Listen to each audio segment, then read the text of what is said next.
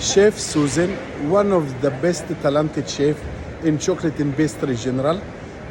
And you know her career in US or even before in Switzerland.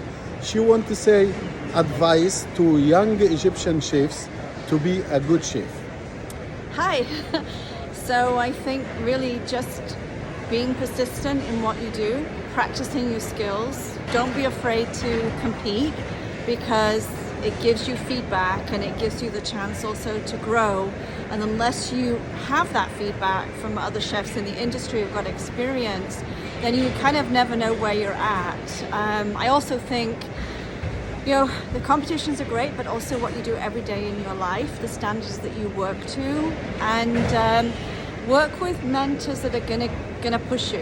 You know, if you get in a job and you're at a position for a while and you feel really comfortable, it's time to move on.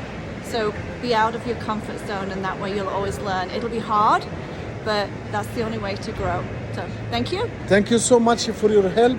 And what I understand is mean you work, practice, learn.